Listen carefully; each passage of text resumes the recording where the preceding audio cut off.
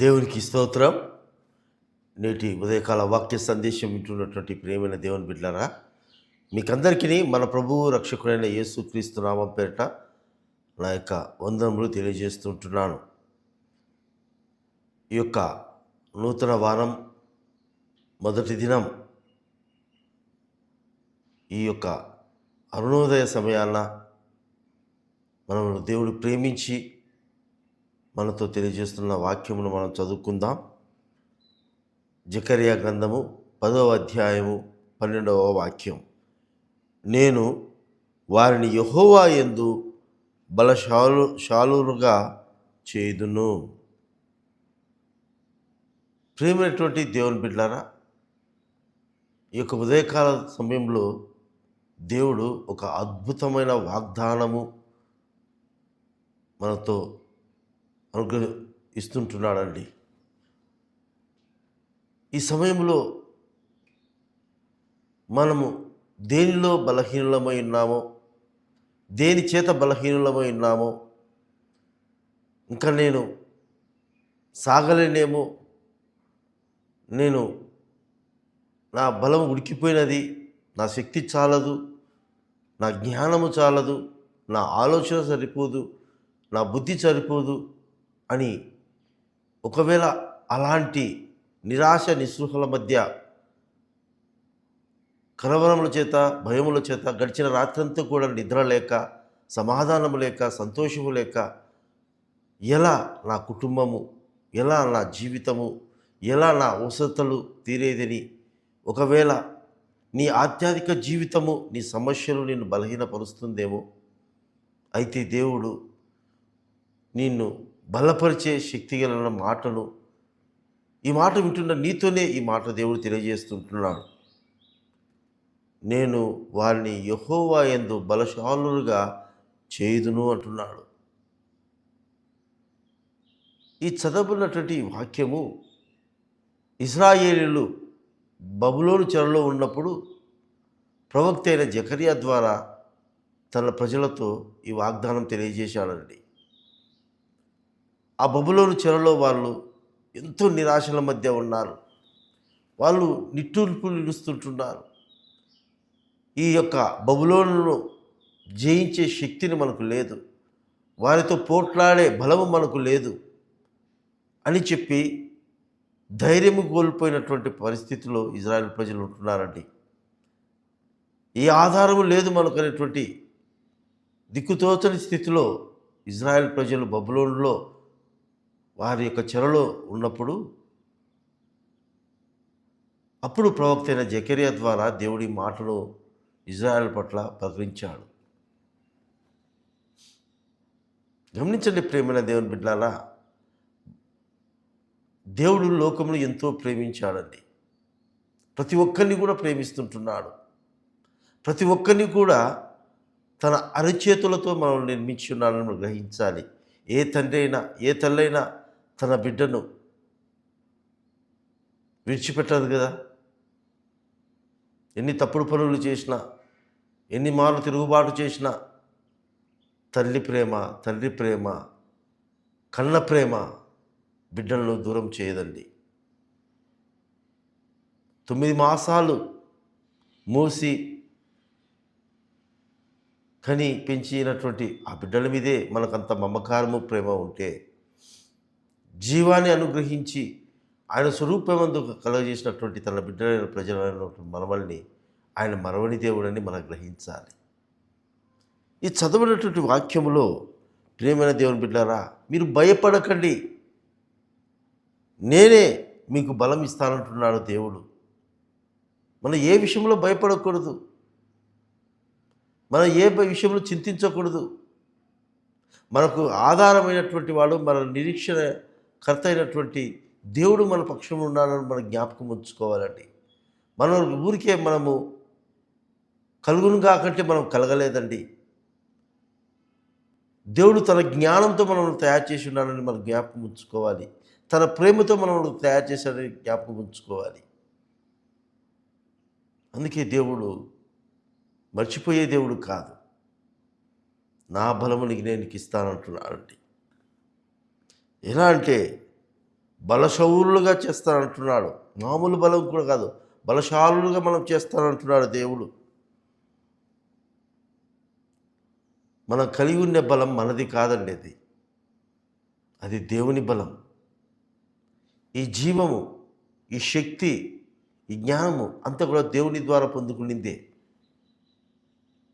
ఈ బట్టలు ఈ లోకంలో మనకు లోకం ఇచ్చినదైతే, ఈ వస్తువులు ఈ లోక సంబంధముగా మనం సంపాదించుకునేటివైతే, కంటికి కనిపించని ఎంతో శక్తివంతమైనటువంటి జీవాన్ని, ఆరోగ్యాన్ని, బలమును, శక్తిని అనుగ్రహించేవాడు దేవుడండి.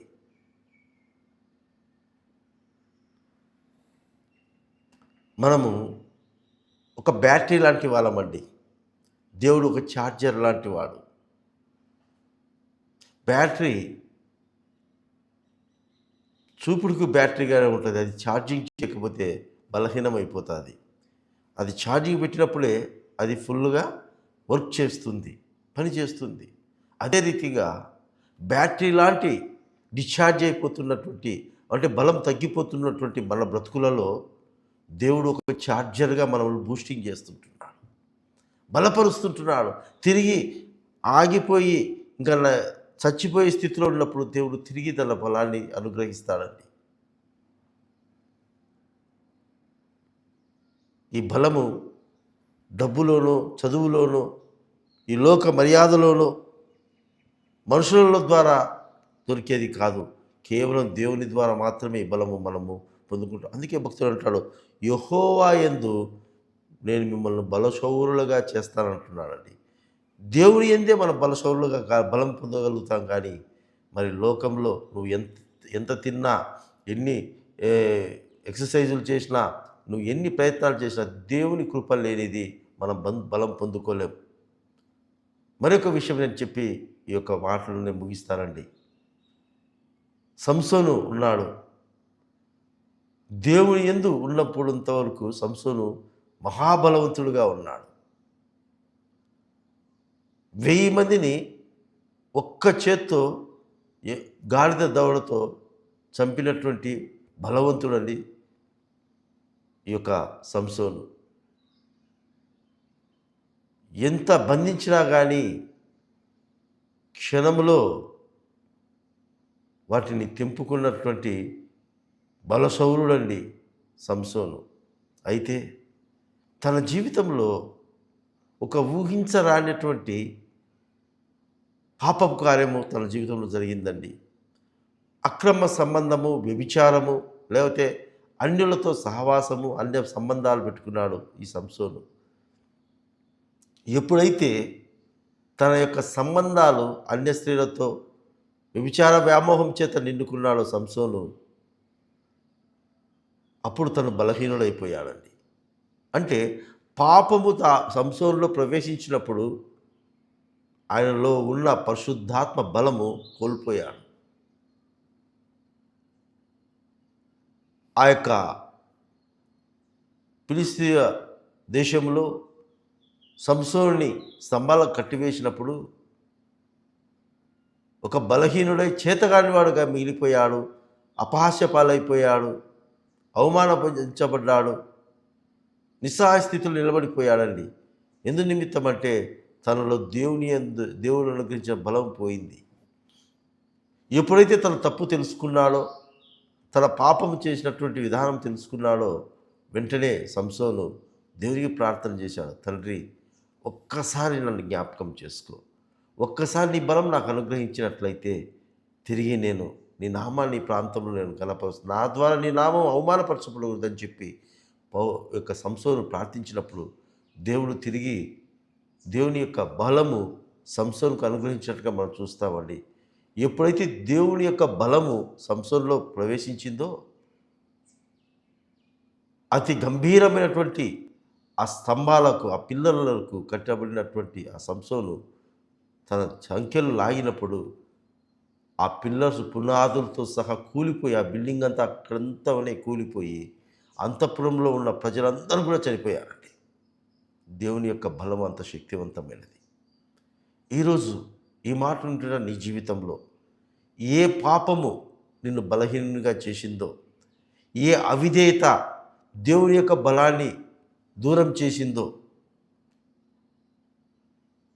ఏ విరోధము దేవునికి, ఏ విరోధమైన పని దేవుని పట్ల చేశావో ఆ విరోధము నీ బలంకు లేకుండా చేసిందో, ఈ ఉదయకాల సమయంలో దేవుడు అంటున్నాడు, తిరిగి నేను వారికి బలశౌరులుగా చేస్తానంటున్నాడు. అలాంటి వారిని బలశౌరులుగా చేస్తానంటున్నాడు. అయితే సంసోను తన తప్పు తెలుసుకుని ఏ రీతిగా దేవుని దగ్గర పశ్చాత్తాపపడి ప్రభు యొక్క సహాయాన్ని కోరుకున్నాడో, నా సొంత బలము కాదు, దేవుని బలం ఉంటేనే నేను ఈ లోకాన్ని జయించగలనని ఆ సత్యాన్ని తెలుసుకొని దేవుని పాదాలు పట్టుకొని ప్రార్థించాడు.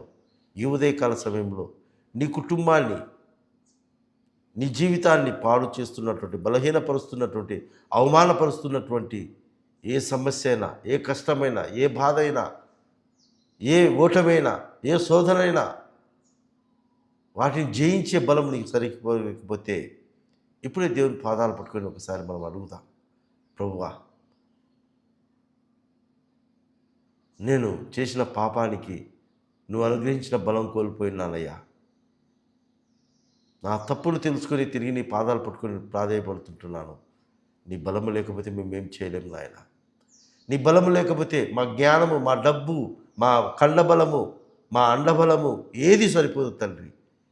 నువ్వు ఒక్కడు ఉంటే చాలు నాయన అని చెప్పి ఆయన పాదాలు పట్టుకొని ప్రాధేయపడి అడిగినట్లయితే ఈరోజే నీ కుటుంబంలో బలము, నీ జీవితంలో బలము దేవుడు ఉచితముగా ఇచ్చుటకు సిద్ధంగా ఉన్నాడు. ఈ వాగ్దానము మన జీవితాలను నెరవేర్చేదానికి ప్రభువు ఆతృత పడుతుంటున్నాడు. ఇంకా ఆలస్యం చేయకుండా దేవుని దగ్గర ఇప్పుడే ప్రాధేయపడి అడిగి దేవుని బలము పొందుకొని ఈ లోకనాథుణ్ణి, ఈ పాపపు జీవితాన్ని, ఈ పాపపు లోకాన్ని, అపవాదైన సాతాన్ని తెచ్చే చిక్కుల్లో పెట్టే శోధనలు మనము జయిద్దాం.